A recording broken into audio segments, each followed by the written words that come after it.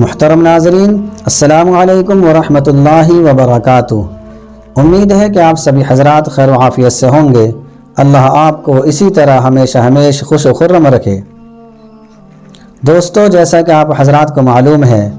اتر پردیش کے اندر الیکشن بہت ہی قریب ہیں،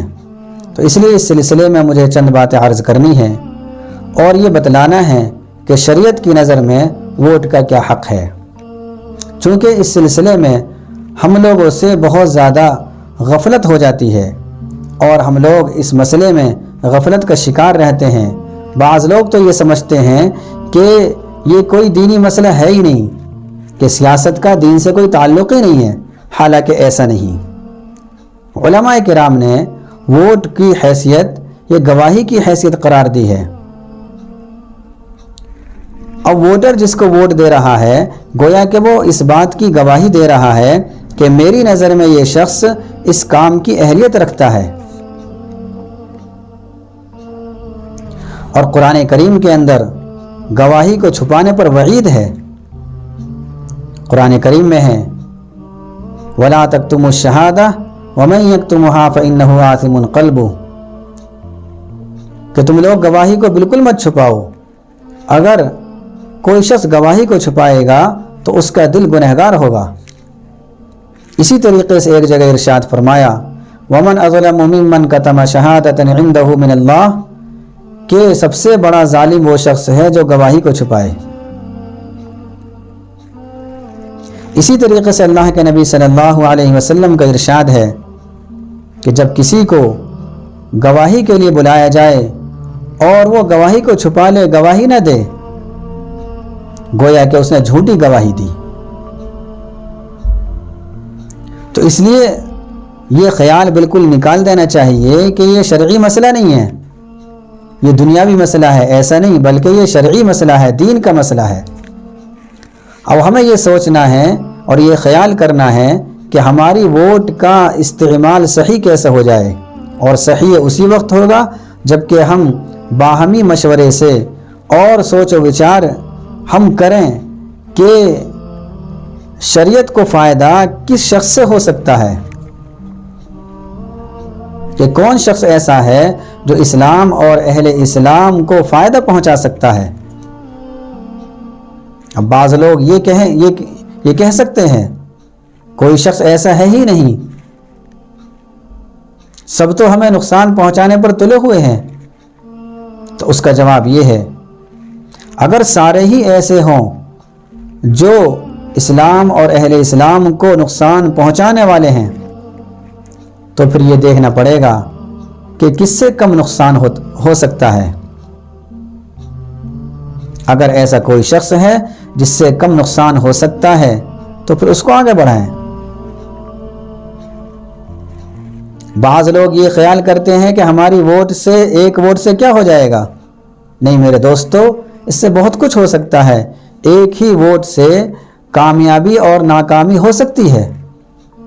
اور ایک ہی ووٹ کسی کو کامیاب کر سکتی ہے اور دوسرے کو ناکام کر سکتی ہے۔ اب ہم جس کو ووٹ دے رہے ہیں اس کو ہم صحیح طریقے سے غور و فکر کر کے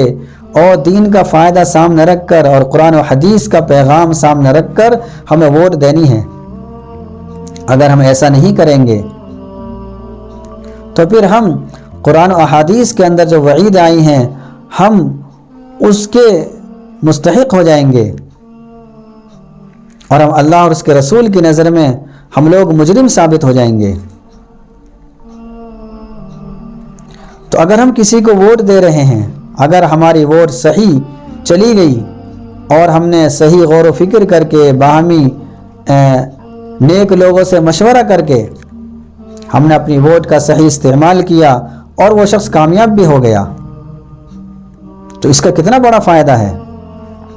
یہی نہیں کہ صرف ہم نے ایک واجب کو ادا کر دیا اور ہم حرام کام سے بچ گئے، بلکہ اس کا ایک بڑا فائدہ یہ ہے کہ ان 5 سالہ دور میں، جو آنے والے 5 سال ہیں، اس دور میں جتنے وہ اچھے کام کرے گا اس میں ہمارا حصہ ہوگا، اس لیے کہ ان اچھے کاموں پر ہم نے اس کا تعاون کیا ہے، ہمارے تعاون کی وجہ سے وہ اس لائق ہوا ہے اور وہ اس عہدے پر پہنچا ہے۔ اور اگر ہم غفلت میں رہے اور ہم نے اس موقع کو غنیمت نہیں سمجھا اور ووٹ کی حیثیت کو ہم نے بالکل بھلا دیا اور شریعت کو ہم نے پامال کر دیا، ووٹ تو دیا نہیں، یا اگر دیا تو یوں ہی دے دیا بس،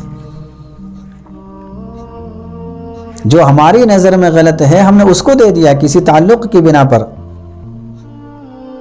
اور وہ کامیاب ہو گیا، اور کامیاب ہو جانے کے بعد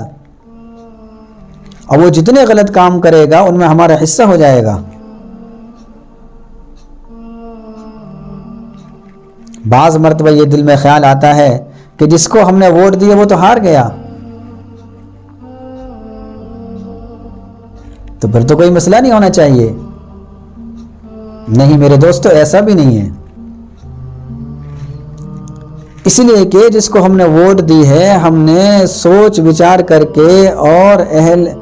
اہل دین سے مشورہ نہ کر کے دی ہے، ہم نے اس ووٹ کو شرعی حق نہیں سمجھا،